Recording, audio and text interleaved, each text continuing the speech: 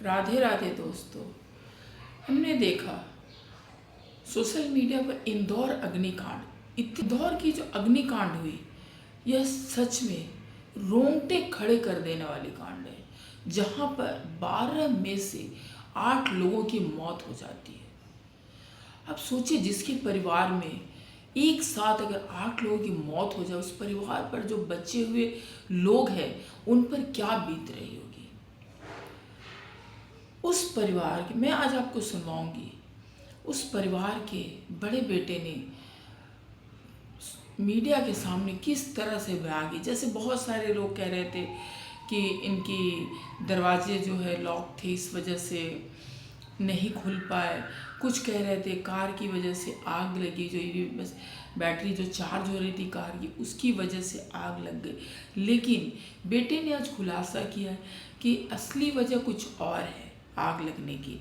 तो चलिए हम सुनते हैं उनकी ही ज़बानी, उन पर क्या बीती है, आज हम उनके मुंह से ही सुनते हैं। तो देखिए। जैसे गेट खोला तो घर में धुआं ही धुआं था, आग की लपटें दिख रही थी बाहर की तरफ।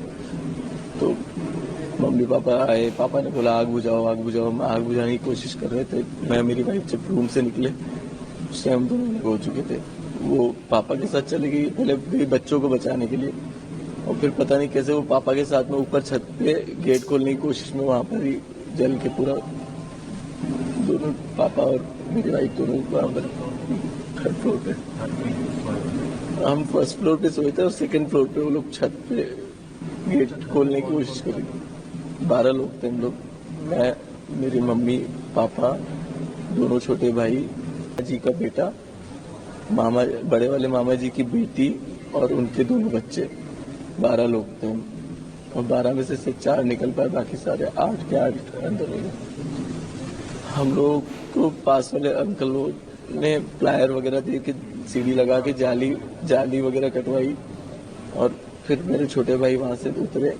मैंने मम्मी को उतारा पहले, फिर उन दोनों को उतारा, फिर मैं वापस गया घर के अंदर अपनी वाइफ को और बाकी लोगों को जिनको भी बचा सकता लेने के लिए।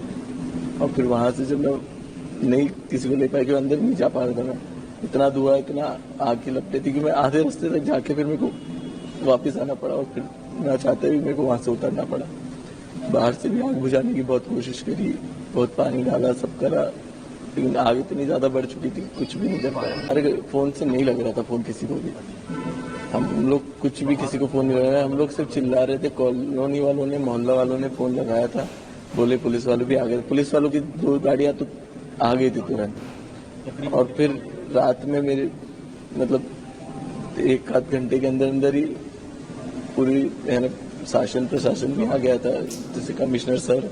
हम लोगों ने चार्जिंग पे नहीं लगाई थी, रीजन हो सकता था, बट ईवी कल चार्जिंग में नहीं लगाई थी। चार्ज थी तो 85% समथिंग चार्ज थी, टाटा की थी पंच, पूरी लाइट सप्लाई वही देते ट्रांसफार्मर टाइप। तो वहां से ब्लास्ट की चिंगारियां निकल रही थी, तो हो सकता है कि उसकी वजह से वो कार पे जो गिरी, और पास में मेरी बाइक्स खड़ी थी, मेरी पेट्रोल बाइक्स थी, हायाबुसा, बुलेट, ये सब एक्टिवा थी, तो सबने जो आग पकड़ी तो एक साथ पूरा नीचे का हिस्सा ही पूरा हॉल पूरा चल गया।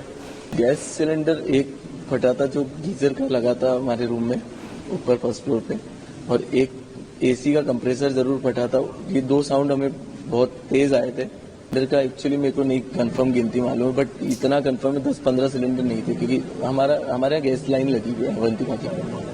हमारे यहाँ गैस लाइन है तो हम लोगों को सिलेंडर इतना जरूरी नहीं है। बट हमारे यहाँ 1 महीने पहले शादी हुई थी, और शादी मेरे छोटे भाई की शादी थी, तो उस टाइम हो सकता है सिलेंडर कमर्शियल वाले जो मिले शायद वो बचे थे। और उसके बाद एक प्रोग्राम अभी होली का रखा था हम लोगों ने घर में, फिर नई बहू आई थी तो पहला प्रोग्राम हमने होली का वो रखा था। फरवरी एंड में थी शादी और फरवरी में होली का प्रोग्राम रखा था, तो उसके बाद में फिर हो सकता है उनके सिलेंडर बचे, क्योंकि बाहर से केटरिंग वाले आए थे, उन्होंने पूरा सेटअप बाहर लगाया था घर के, और वहां से पूरा उन्होंने मैनेज किया। तो हो सकता है कि उस हिसाब से पापा ने रख ली हो कि अभी इमरजेंसी है, आगे कभी सिलेंडर नहीं मिले या कुछ भी ऐसी बात है। मम्मी को जाली उठा के हम लोगों ने सीढ़ी के थ्रू लटका के नीचे उतारा धीरे से। पहले मम्मी ने मना कर दिया, मैं नहीं जा पाऊंगा, मैं नहीं जाऊंगी। कैसे कैसे हमने उनको उतारा, फिर दोनों छोटे भाइयों को उतारा, और फिर है ना वापस जाके मैं कैमरा है सीसीटीवी सिक्योरिटी के नाम पे, और लॉक जो पापा ने दरवाजा बनाया था वो बहुत मजबूत लोहे का दरवाजा है, वो कुंडी लगी हुई थी। अब लोहे का दरवाजा है, आग जैसे आई तो सबसे पहले वही गर्म हुआ था, क्योंकि पापा ने लकड़ी का जैसे ही दरवाजा खोला तो आग की भपक एकदम ऊपर आई हमारे ऊपर ही, तो उस वजह से हो सकता है। लेकिन इलेक्ट्रिक लॉक क्या, इलेक्ट्रिक वॉल्ट भी नहीं है हमारे घर पे, हम लोग के घर पे कभी टचवुड जरूरत नहीं पड़ी। बस पापा ने ऐसे ही इतना सेफ रखा था जाली वगैरह लगा के कि कहीं से कोई साधन ही नहीं कि कोई गलत कोई आदमी कर सके या कुछ रहे। जो हमारा लोहे का गेट है उसको भी है ना जाली वगैरह लगा के प्रॉपर कर रखा था, और कुंडी से बंद कर रखा था। उससे आग गिरी कार पे, क्योंकि जस्ट नीचे कार थी। कार से जो लपटें वगैरह निकली, वो हो सकता है कि उसकी वजह से, या फिर वो स्पार्क जो है वो है ना वहां पर जो मेरे घर के पास में जो मतलब घर में जो खिड़की है वो लकड़ी की है, वहां पर जब वो गिर रही थी तो हो सकता है वो लकड़ी में भी आग लगी, क्योंकि वो हिस्सा प्रॉपरली जल चुका था। सबसे पहले लकड़ी का जला था। हाँ, मेरे यहाँ फर्नीचर लकड़ी का ही बना है मोस्टली, क्योंकि सोफा वगैरह ये सब चीजें पापा रेडीमेड नहीं पसंद करते थे, उनको चाहिए था बनवाया। अंदर पूरा अंदर तक आ गई, अंदर से फिर धीरे धीरे आग ऊपर की तरफ बढ़ने लगी, छत तक पहुंच गई बाद में। तो सुना आपने किस तरह से बयां कर रहे हैं। तो ये जो घटना थी ना दोस्तों, इतनी दर्दनाक थी, और इसका जो समय भी था ऐसा था कि ये लोग निकल नहीं पाए। 3-4 बजे का समय था जब लोग गहरी नींद में सो रहे थे, तभी अचानक घर में आग लग जाती है। जैसे कि इन्होंने कहा कि पहले, जैसे उनके बेटे ने बताया कि पहले तो मम्मी पापा चिल्लाने लगे, जब आवाज़ सुनकर उनके बेटे की नींद टूटी। वो जब उठे तो देखे पापा चिल्ला रहे थे, आग लग गया। वो दरवाज़ा खोले, उनके घर रूम के अंदर भी पूरी धुआं घुस गई, और फिर किसी तरह से 4 लोगों को बचा लिया गया। 4 लोग, जब इनमें एक बेटा था और इनकी माँ को बचा, इनके 2 छोटे भाई बच गए, और इनकी पत्नी जो थी 8 महीने की प्रेग्नेंट थी। सोचिए, ऊपर से मामा आए थे, मामा के बच्चे थे, सारे के सारे खत्म हो गए। कितनी दर्दनाक थी ये हादसा, जो थी बहुत ही ज़्यादा दर्दनाक थी कि एक घर से अगर एक इंसान जाता है तो कितना बड़ा सदमा लगता है। और उसी घर में मान लीजिए 8-8 लोग की मौत हो जाती है, तो जो बचे हुए उन पर क्या बीत रही है। सारा कुछ खत्म हो जाता है, घर जल गई, वो तो फिर से बन जाएगी, लेकिन क्या इंसान वापस आएगा? कभी नहीं आएगा।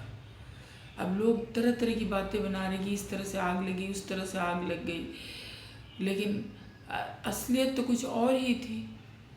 तो वही देखा हमने कि उनका बेटा ने जो कहा, ये इंदौर की एक ऐसी दर्दनाक घटना है कि जिससे उभरने में कई वर्ष लग जाएंगे। जिंदगी के आखिरी पल तक मुझे नहीं लगता कि उभर पाएंगे। हाँ, थोड़ा तो चेंज होगा लाइफ, लेकिन फिर भी ये जो घटना है ना, ये भुला नहीं पाने वाली घटना है। अगर घर में ताले लगे हैं, इस तरह के ताले कभी कभी हम बाहर से सुरक्षित रहने के लिए लगाते हैं, लेकिन हम ही उस ट्रैप में फंस जाते हैं। जो हम अपनी सुरक्षा के लिए लगाते हैं, कभी कभी कुछ चीज़ें ऐसी होती है कि वो हमें ही ख़त्म कर देती है। हम क्या करें क्या ना करें कुछ समझ ही नहीं आता कि इंसान क्या अपनी सुरक्षा के लिए भी कुछ करता है तो उसमें भी खतरा है। तो देखा आपने किस तरह से इंदौर की घटना, जो एक दिल दहला देने वाली घटना है। हम तो सिर्फ सांत्वना ही दे सकते हैं, लेकिन जिस परिवार पर बीतता है उन्हें ही पता होता है कि ये दुख से वो कैसे उभरे। तो मैं तो यही भगवान से प्रार्थना करती हूँ, जो चले गए उनकी आत्मा को शांति दे, उन्हें कहीं अच्छे स्थान दे, और जो लोग हैं उन्हें इन सब चीज़ों से बाहर निकलने में इनकी मदद करें।